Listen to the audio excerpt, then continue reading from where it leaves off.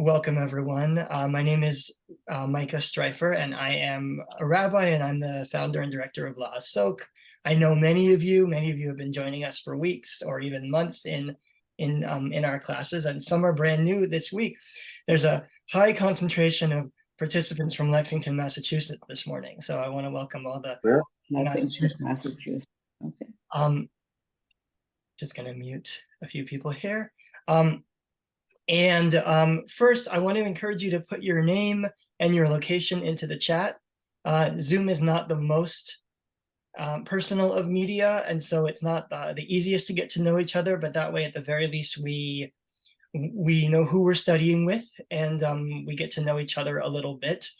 You're welcome to chat in the chat as well and to put comments, and then if folks have comments that they'd like to give, you can feel free to raise your hand electronically, and I'll notice, or Rabbi Thomashow, if you want, I'll be the sort of the monitor of the hands raised, if that's easier for you. So I want to just turn things right over to Rabbi Karen Thomashow and thank her for joining us and for teaching our class today. Before I do that, let me share my screen, and we'll join together in the blessing for study. If you'd like, you can join me. You can even unmute for a moment and just step back from your microphone so that we can hear each other as we bless together. Baruch atah Adonai Eloheinu melech haolam asher kitshanu mitzvotav v'tzivanu la'asok b'divrei Torah. Blessed are you, Eternal One, whose mitzvot bring holiness to our lives, and who commands us to engage in, to immerse ourselves in, to study words of Torah. So, of course, the purpose of this program is to study things about hope, to find hope, and to find connection in one another. And I am very pleased to be able to welcome and very thankful to my good friend and colleague, Rabbi Karen Thomashow of Temple Isaiah in Lexington, Massachusetts, who has a really interesting text to share with us this morning. So, Rabbi Thomashow, I'll just turn it right over to you. Yeah, thank you so much for inviting me to be a part of this series.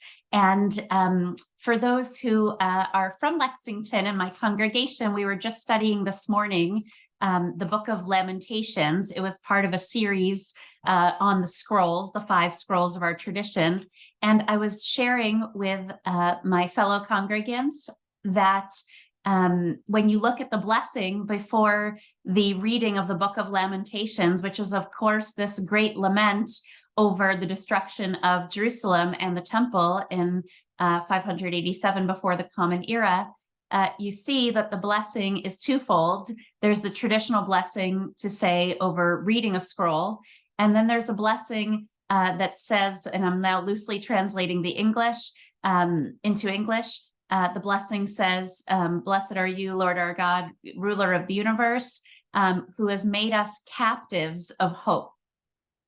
And I love being reminded of that blessing and reminded of that notion that Lamentations, a book of such pain and sadness, is preceded by a blessing to be captive to hope. And in that spirit, I brought today a text for us to look at. I'm going to share my screen. And it is actually, before I share it, I'm going to just give a quick introduction because I know we're all going to be so excited to look at it and not listen. So just for a moment, I will share that this is a poem by an Israeli poet who lived from 1904 to 1980. So he's been gone for 43 years. He was born in Lodz, Poland, and he studied actually at a Russian school in Ukraine. And then he began acting as part of an amateur theater group. So he has a theater background, an artist of many varieties. And he came to Israel, or moved to Israel, in 1924 at the age of 20. And in 24, he did what many folks who moved to Israel making Aliyah did, which is to work in agriculture and road construction, actually. So varied experience in the land of Israel. and of course was the land at the time, not the state.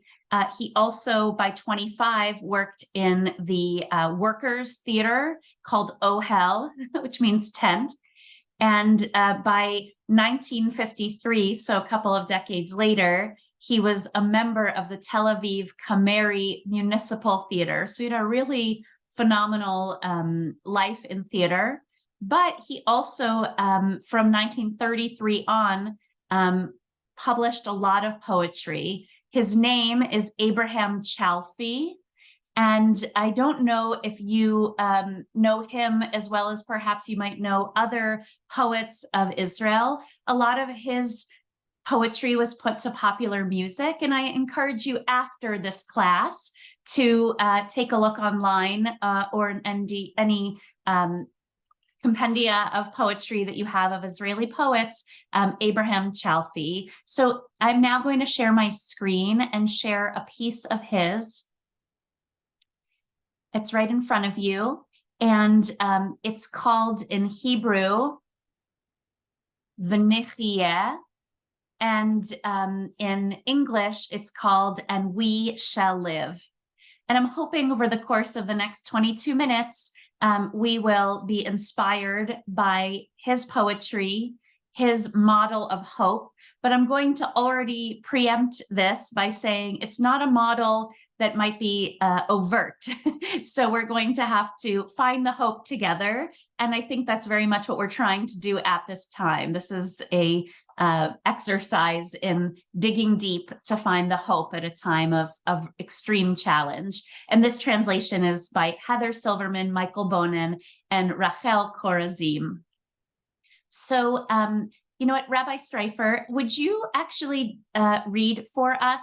I just would enjoy, I haven't heard Rabbi Streifer's reading voice since our rabbinical school days, and it would just be very meaningful if you don't mind reading all the way through, and then I'm going to kind of parse out a few verses for us to discuss tonight.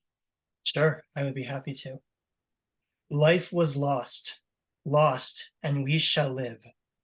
And we shall live and mock you, death.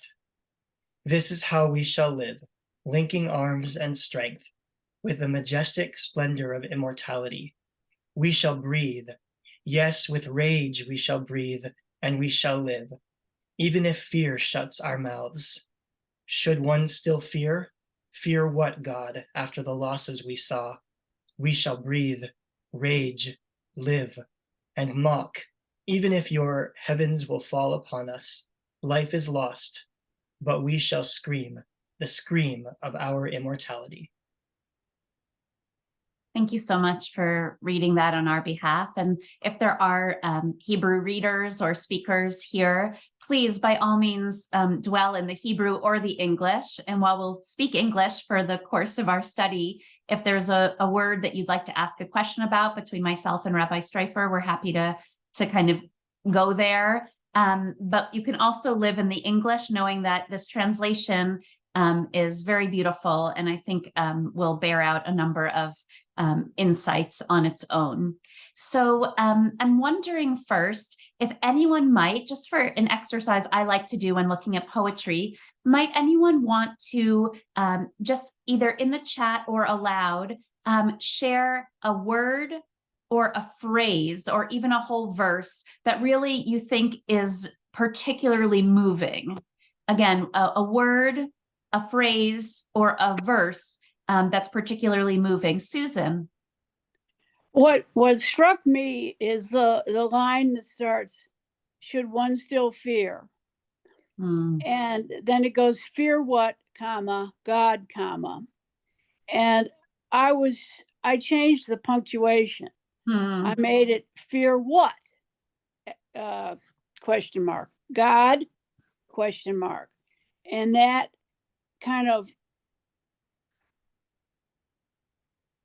alters the meaning, but it actually makes it more meaningful to me to make that a question rather than a part of the phrase that follows thereafter. I'm smiling, Susan, for two quick reasons. One, we do know, by the way, just to be clear, that the way the author wrote this, that's his punctuation. And so he did not punctuate it differently, but with all poetry, that's part of the neatness of it. And I just love like kind of looking at this from another artistic angle. But I'm also smiling because this morning in my congregation, because we were studying Lamentations, the word in Hebrew is echa, and the rabbis point out that there's a connection between the word ayeka. It's just punctuated differently.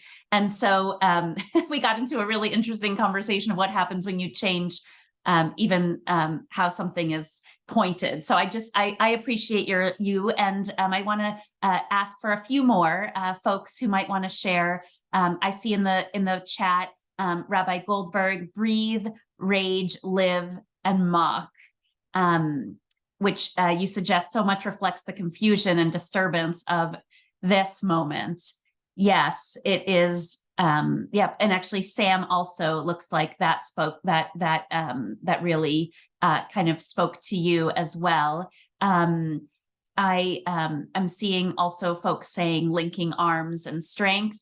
I'm going to pause there for a moment because I thought maybe we could stay with a phrase for a moment. The rage, live, and mock.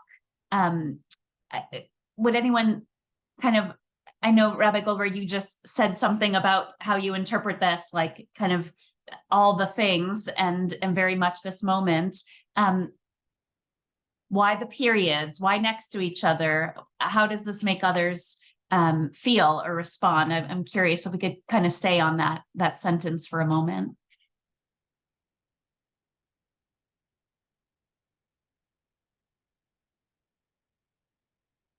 And I do see you, so if you raise your hand, Dennis, thank you.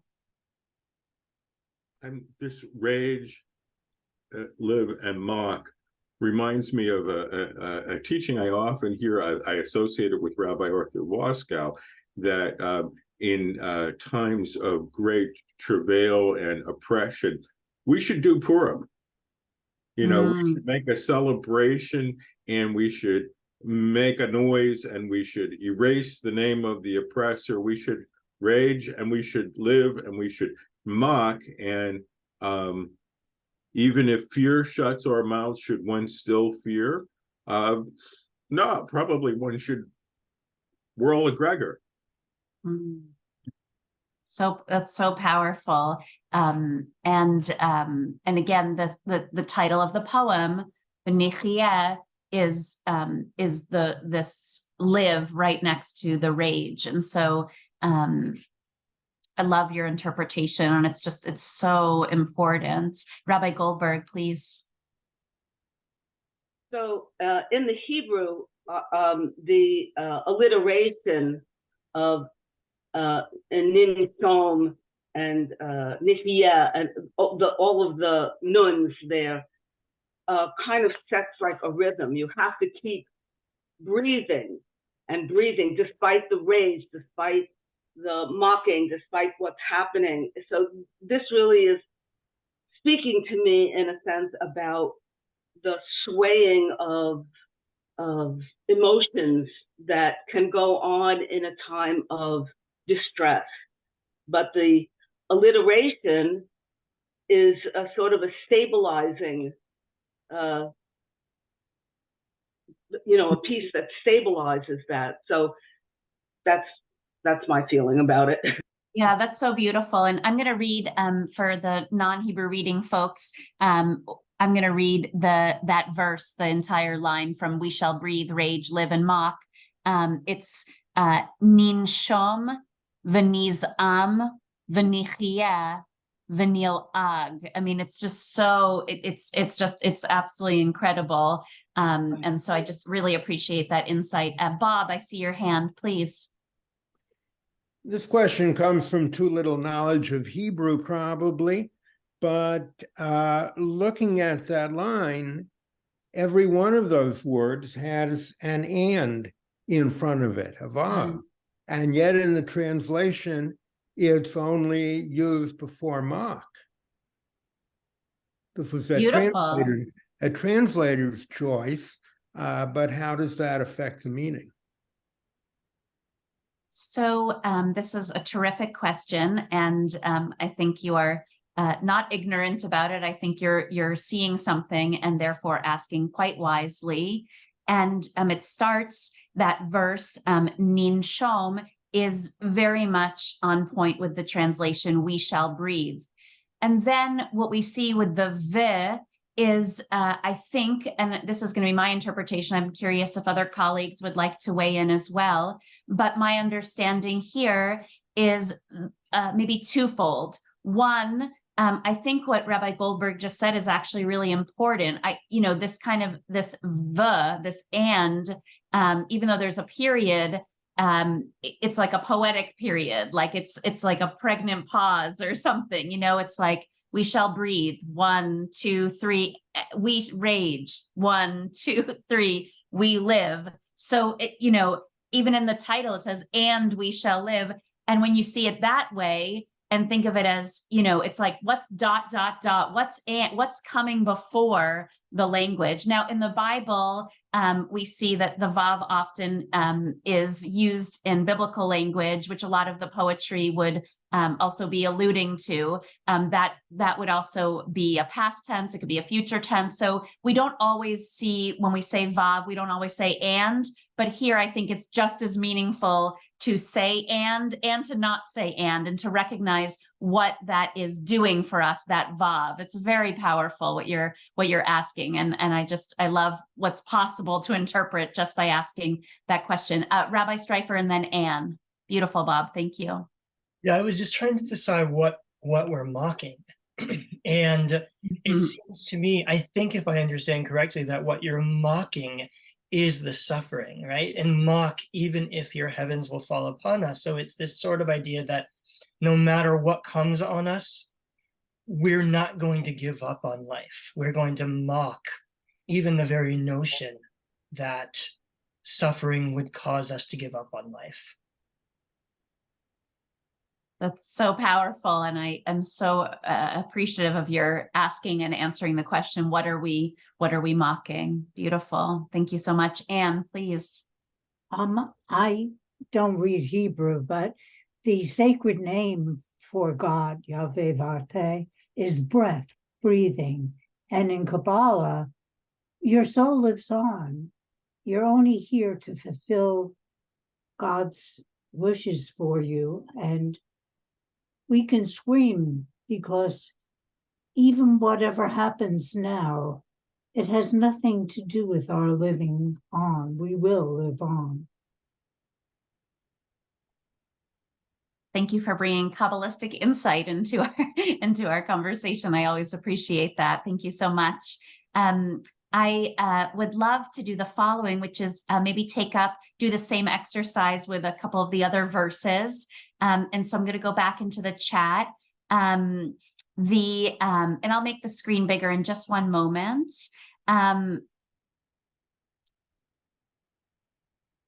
So let's go to linking arms and strength. A few people had shared that. And actually, while we do that, I'm just going to get this bigger. Hold on. So again, if you need the Hebrew, just let me know and I'll make it bigger too. But this is how we shall live, linking arms and strength. And actually, I'll share the Hebrew just for a moment so that everyone sees that. I just need to move my screen for a second. So kacha, this is 4 lines down. Kacha nichye, how we shall live, or this is how we shall live. Shluvei zroa va'oz. So it's really like arm and strength. It's a nice translation actually in the English. And so let me now ask if we could just spend a moment on that. What does that mean, linking arms and strength? I think a lot about linking arms. I think less about linking strength. That's so powerful. And maybe, I don't know, I'm interpreting this idea that it's somehow linking arms and linking strength, but maybe it's linking arms is how we live and with strength. Like, I'm open. I'd love to play with that for a moment. Lauren, please. So much of our liturgy, the writings that we read regularly are commandments or instructions to us. This is more of an agreement among humans of what they're going to do. And right now, linking arms and strength means to pull together and not submit to what's going on, and to create a better immortality. And so I just think it's a message to us. It speaks directly to us because it's being written by one of us. Powerful. Thank you, Bob. Linking arms really does link strength, and we have seen that, those of us who have spent too much time with the January 6th hearings, in the way that the mob linked arms and overran the defenders of the Capitol. And that's a very powerful force, after all. It's really a force multiplier. Like an A plus B equals C. It's very, very helpful. Rabbi Streifer, and then we'll look at one more verse. I've been talking a lot, but you did invite me to say. I told you I wanted to study with you too. It's okay. I find that line so powerful, and actually, I want to take issue with the translation, which, as a reader and a non-translator, I can do. The word arms here, maybe it's not a bad translation. It's just that it's hard to translate the word. The word zeroah doesn't mean arms in the sense of these are our yadayim, right? Not our arms. The word zeroah in a biblical context means God's strong arm, right? God brought us out of Egypt zeroah netuyah, with a strong arm. And so it seems to me that there is a measure of strength, and maybe even arms as in weaponry here. Like, what is the weaponry that we use against the suffering that comes upon us? It is linking arms. And so it seems to me that arms actually means all of those things, and that there is sort of a language of strength and of struggle, but struggling together, built into that very word. So powerful. And I think that if we're having this conversation on November 30th, barely 2 months, almost 2 months, from October 7th.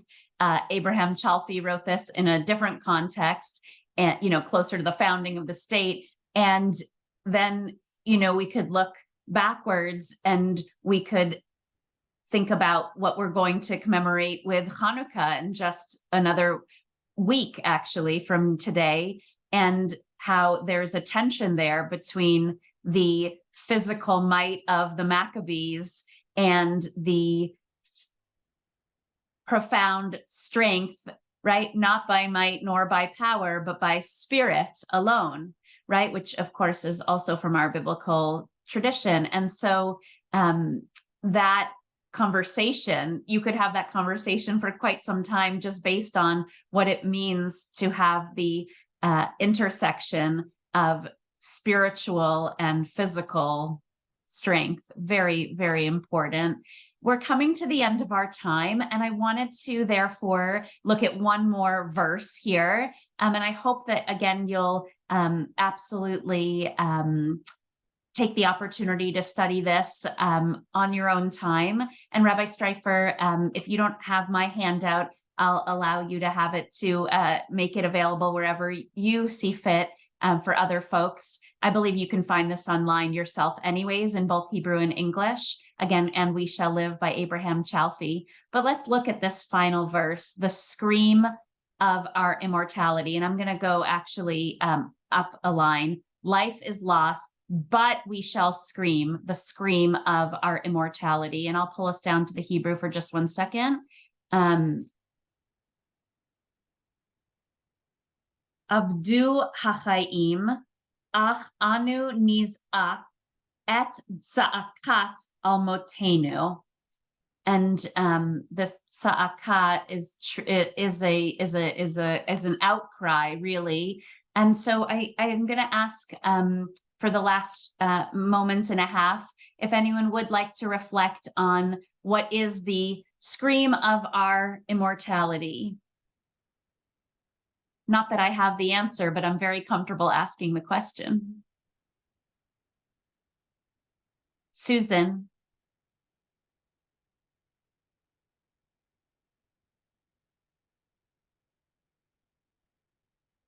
Oh, you just have to unmute yourself.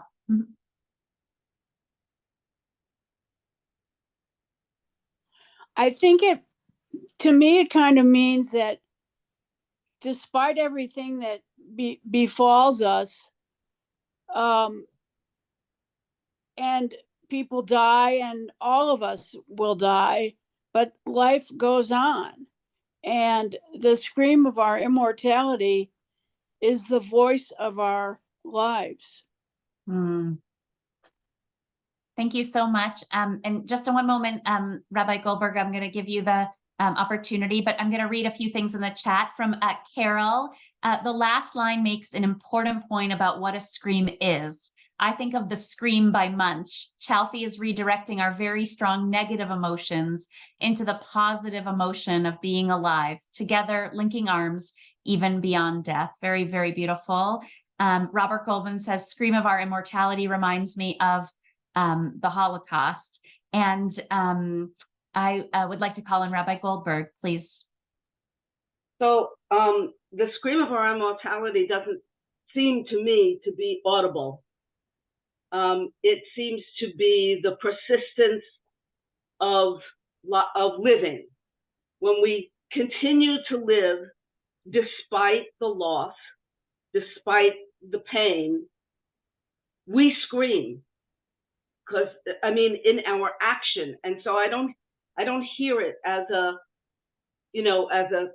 cry out. I hear it or envision it as the constant march of life, continuing to live is defiance, and sometimes a scream is a defiance. So that's my thought. A very beautiful thought.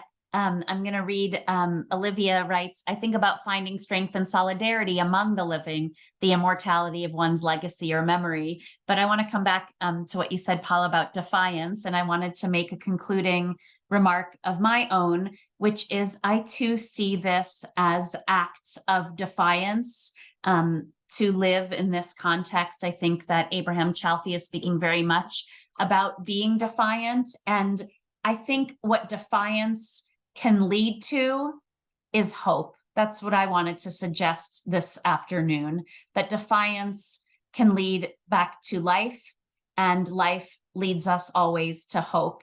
And I wanted to thank again everyone for engaging in such a meaningful conversation, and Rabbi Streifer for putting together such a beautiful series that actually asks us to do this very thing. Nichiyeh, we shall live.